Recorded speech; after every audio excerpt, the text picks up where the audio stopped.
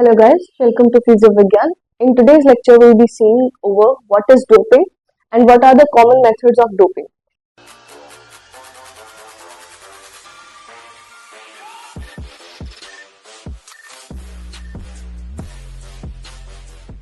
So first of all, what is doping?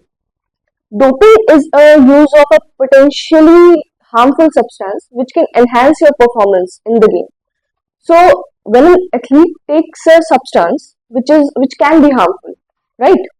मतलब मैंने कुछ भी ऐसा सब्सटेंस खाया पिया जो कि मेरी हेल्थ के लिए हार्मफुल हो सकता है, लेकिन मुझे पता है कि हाँ मैं ये खाऊंगी या पीऊंगी या इसको एडमिनिस्टर करूंगी तो मेरी जो परफॉर्मेंस है मेरी गेम में बढ़ जाएगी एंड मेरे विनिंग के चांसेस जो है वो नॉर्मल से ज्यादा हो जाएंगे, तो मैं वो चीज लूंगी और फिर उसको हम डोपिंग कहते हैं। डोपिंग हम करते क्यों है, या कोई भी एथलीट जो है वो डोपिंग की तरफ क्यों जाएगा जबकि ये बहुत ही इलीगल चीज है, एकदम आपको गेम से बॉयकॉट भी करा सकती है, आप पे केस भी हो सकता है, आपका करियर कंप्लीटली खत्म भी हो सकता है, लेकिन फिर भी अभी भी एथलीट्स जो है वो डोपिंग की तरफ जाते हैं। इसका रीजन क्या हो सकता है, क्यों एथलीट्स डोपिंग करते हैं? ये चीज आप लोग मुझे कमेंट सेक्शन में बताएंगे वीडियो देखने के बाद, बाकी का मैं आपको बताती हूँ। अब प्रोहिबिशन या किसी भी सब्सटेंस को डोपिंग के लिस्ट के सब्सटेंसेस के अंदर आने के लिए क्या क्या चीज होनी चाहिए? पहली चीज तो वो आपका परफॉर्मेंस जो है वो एनहांस कर रही हो किसी भी तरीके से। दूसरी चीज आपकी हेल्थ में कुछ डेट्रीमेंटल इफेक्ट डाल रही हो, ठीक है, कुछ ना कुछ आपको नुकसान हो रहा हो, चाहे वो अक्यूट हो चाहे क्रॉनिक हो, मतलब लॉन्ग टर्म या शॉर्ट टर्म इफेक्ट अगर आपकी हेल्थ पे पड़ रहा है तो वो डोपिंग में आ सकती है। और सबसे मेजर चीज कि वो स्पोर्ट्स स्पिरिट को वायलेट करती है। एज इन कि अगर कोई भी प्लेयर, सभी लोग एक potentially base line normal health पे खेल रहे हैं, they are training very hard, they are working very hard for to reach that level, right?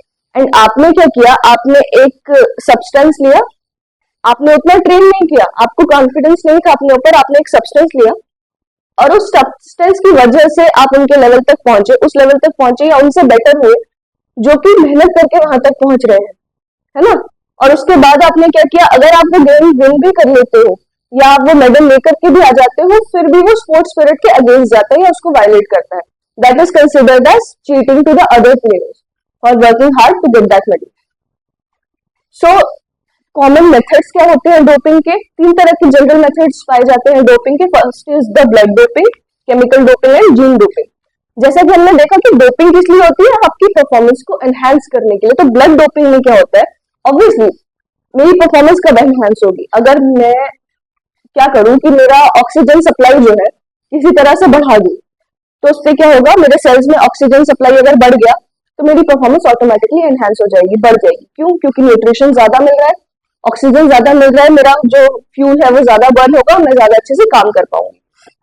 तो ब्लड डोपिंग में क्या होता है, हीमोग्लोबिन या आरबीसीज का लेवल जो है उसको बढ़ा देते हैं किसी भी एथलीट में, जिससे कि वो और अच्छे से परफॉर्म कर पाए। इसमें हम एथलीट का खुद का ब्लड पहले से निकाल कर, एक हफ्ते पहले ब्लड निकालेंगे, उसको स्टोर करके रखेंगे और फिर गेम से एक दो दिन पहले उसको वापस से एडमिनिस्टर कर देंगे। ऑटोलोगस हो सकती है which is on blood, homologous हो सकती है जिसमें कि किसी और इंसान का सेम मैच का ब्लड को एडमिनिस्टर कर सकते हैं, ठीक है। आर्टिफिशियल ऑक्सीजन कैरियर्स, मतलब कि जो केमिकल सब्सटेंसेस है वो भी आप दे सकते हैं, which can be haemoglobin oxygen carriers and perfluorocarbon. ये कॉमनली यूज्ड डोपिंग के आर्टिफिशियल O2 कैरियर्स है, right? Now next is chemical doping. ये तो ब्लड डोपिंग थी कि हमने आरबीसी का लेवल ही बढ़ा दिया किसी तरह से, तो ऑक्सीजन ज्यादा आ रहा है, उसकी वजह से परफॉर्मेंस एनहांस हो रही है। दूसरी चीज कि आपने ऐसा कुछ सब्सटेंस लिया तो सही, उसके बाद आपने क्या किया, जब आप चेकिंग के लिए जा रहे थे तो आपने यूरिन सब्स्टिट्यूशन, सैंपल सब्स्टिट्यूट कर दिया, ठीक है, सैंपल के साथ टैंपरिंग कर दी, या तो अपने सैंपल के साथ या तो किसी और प्लेयर के सैंपल के साथ। मान लो कि मेरी किसी XYZ पर्सन के साथ दुश्मनी है, मैं नहीं चाहता कि वो जीते, तो उसका जो डोपिंग के लिए सैंपल जा रहा था मैंने उसमें एडमिनिस्टर कर दिए ड्रग्स, चाहे वो अल्कोहल या हो चाहे कोई भी चीज हो, ठीक है, वो भी डोपिंग में आता है, वो भी इलीगल है। आईवी इंफ्यूजन, मतलब कि क्या होता है, जनरली अगर मेरे पास मेरी बॉडी में कुछ सब्सटेंस है इलीगल इस तरह का जो कि वाडा या नाडा की गाइडलाइंस के हिसाब से डोपिंग में आता है, उससे क्या होगा कि मैं आईवी लगा लूंगी, बहुत ज्यादा पानी जो है इन्फ्यूजन करेंगे, उससे क्या होगा, वो ड्रग वॉश आउट हो जाएगा। So that is also considered as doping, ताकि मैं उसको वॉश आउट कर रही हूँ अपनी बॉडी से टेस्टिंग से जस्ट पहले, है ना। Next is gene doping. Now this is very rare और ये बहुत ही कॉम्प्लिकेटेड भी होता है। क्यों? क्योंकि आपको एक थेरेप्यूटिक जीन जो है, मतलब मान लो कि मेरे जीन में ही कुछ एबनॉर्मल चीज है, मेरे सेल में एबनॉर्मल जीन है जिसकी वजह से मैं बहुत अच्छा फंक्शन नहीं कर पा रही हूँ, वो मेरी नेचुरल बॉडी है, ठीक है। तो हम क्या करेंगे, वो जो अबनॉर्मल जीन है जिसकी वजह से मेरा परफॉर्मेंस जो है वो ऑल्टर हो रहा है, उस जीन को ही टैम्पर कर देंगे, उस जीन को रिप्लेस कर देंगे। क्या करेंगे हम, जीन के एडमिनिस्ट्रेशन कैसे करेंगे, या तो इंजेक्शन से होगा डायरेक्ट टारगेट ऑर्गन में, या तो लंग डिलीवरी के थ्रू हम थेरेप्यूटिक जीन को आपके सेल में ट्रांसड्यूस कर सकते हैं। अब उससे क्या होगा, जो नॉर्मल जीन जो काम नहीं कर पा रहा था, मेरा जो नॉर्मल जीन मैंने एडमिनिस्टर किया, या फिर नॉर्मल तो फिर भी ठीक है, क्या करते हैं नॉर्मल से बेटर परफॉर्म करने वाला जीन एडमिनिस्टर करते हैं नॉर्मल। क्योंकि क्यों, अगर मैं एडमिनिस्टर कर ही रही हूँ, इतना पैसा लगा के जीन थेरेपी करा ही रही हूँ, मैं क्यों नहीं चाहूंगी कि हाँ नॉर्मल से भी मेरे पास बेहतर हो। तो फिर एक हाईली परफॉर्मिंग जीन जो है उसको एडमिनिस्टर करते हैं, जिसकी वजह से आपकी फंक्शनैलिटी और ज्यादा बढ़ जाती है। तो ये कॉमन मेथड्स थे डोपिंग के।